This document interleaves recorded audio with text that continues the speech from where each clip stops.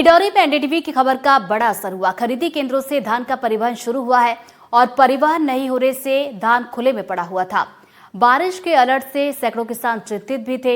NDTV ने इस खबर को प्रमुखता के साथ दिखाया था, जिसके बाद असर हुआ। डिंडौरी जिले में एक बार फिर से असर हम देख पा रहे हैं। खुले में पड़े धान का परिवहन अब शुरू किया गया है। खरीदी केंद्रों पर देखिए, खुले में लाखों क्विंटल धान पड़ा हुआ था, जिसकी खबर को हमने दिखाया था और सांसद फग्गन सिंह कुलस्ते ने खबर पर संज्ञान लेकर धान परिवहन का आश्वासन दिया था, जिसके बाद धान का परिवहन शुरू हुआ। जिले में एक बार फिर एनडीटीवी की खबर का बड़ा असर देखने को मिला है।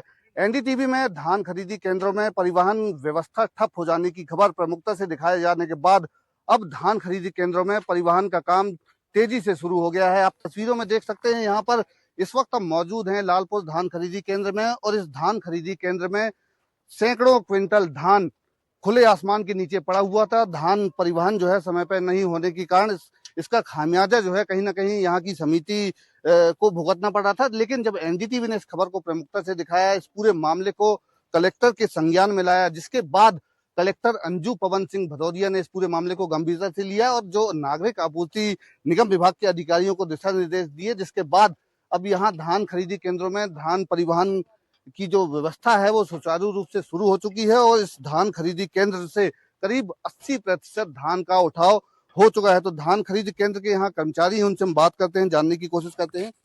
जी बताइए, पहले क्या दिक्कत आ रही थी और अब धान परिवहन का काम शुरू हो गया तेजी से? पहले परिवहनकर्ता के द्वारा परिवहन नहीं किया जा रहा था, मतलब उठाव नहीं हो रहा था।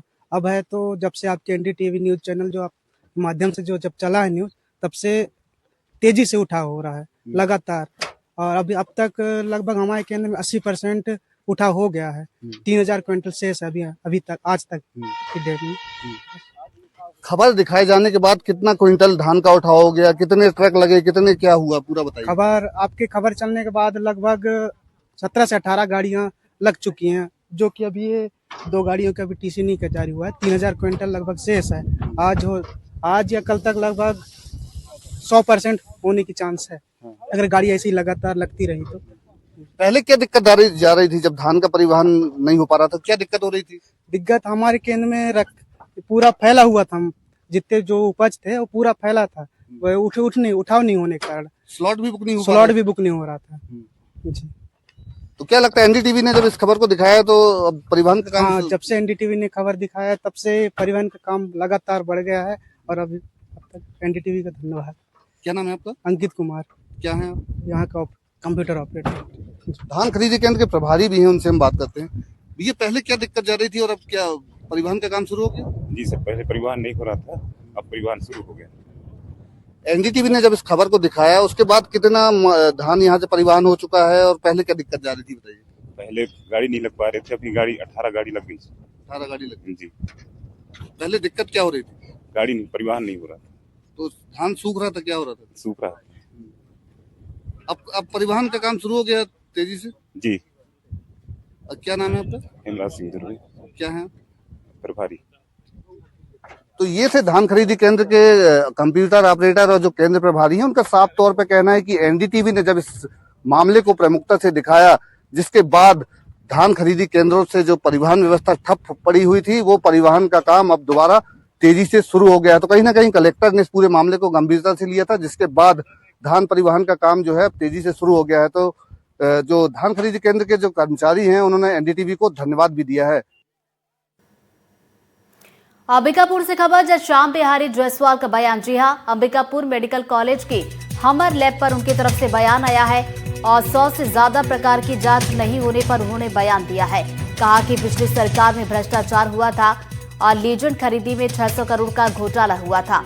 उन्होंने कहा कि भ्रष्टाचार की वजह से लीजेंड की कमी से प्रभावित हुआ था और ईओडब्ल्यू और ईडी को जांच दी गई थी और हमर लैब में जल्द 125 जांच फिर से शुरू होगी। और जायसवाल के बयान पर कांग्रेस ने भी पलटवार किया है। उसमें टेस्ट में बीच में रीजेंट वगैरह कमी से प्रभावित हुए थे। हमने रीजेंट वगैरह का भी टेंडर कर दिया है, क्योंकि पिछले समय जो रीजेंट खरीदी में बड़ा भ्रष्टाचार हुआ था 600 करोड़ का, उसको ईओडब्ल्यू और ईडी से हमने जांच को दिया था। पिछली सरकार में बड़े भ्रष्टाचार हुए थे और इस वजह से थोड़ा वो मशीन चूंकि उन्हीं कंपनियों के थे रीजेंट उन्हीं का लगता है, तो उसको सारे समस्याओं को सॉल्व करने में हमको टाइम लगा। परंतु अब ऐसी बात नहीं है, अब सारे 125 टेस्ट जल्दी होंगे और अभी भी अधिकांश टेस्ट हो रहे होंगे। अभी करंट आप जाकर पता कर लीजिए। अभी भी वो पिछली सरकार की बातों का रोना रो रहे हैं। जिस फर्म पे अनियमितता का आरोप लगा उसको भुगतान पुरानी सरकार ने रोका था, आने के बाद इन्होंने भुगतान किया है, फिर भी दोषी पुरानी सरकार है। 2 साल से ज़्यादा समय बीत गया इनको टेंडर करने में, आधा कार्यकाल गुजर जाएगा इनको रिजेंट आने में। मतलब इनको लगता है कि कार्यकाल के आखिरी दिनों में कुछ दिन जांच कर पाएंगे, बाकी तो पुरानी योजनाओं को इन्होंने ठप कर ही दिया है। हमर लैब पे ये बता ही चुके हैं कि हम टेंडर नहीं कर पाए थे 2 साल तक, तो इनकी क्षमता का आकलन आप कर सकते हैं। ये बहाने बना रहे हैं, उसके अलावा और कुछ नहीं। तो अगर कोई जांच नहीं भी हो रही है तो हमने आउटसोर्स करके रखा है, जिसमें सीमित निविदा के माध्यम से जो L1 दर पे जिसका रेट आया है उसको बाहर से भी करा लेते हैं। तो जहाँ तक जो भर्ती मरीज हैं, गंभीर मरीज हैं, इनकी जांच को लेकर किसी तरह की कोई असुविधा नहीं है।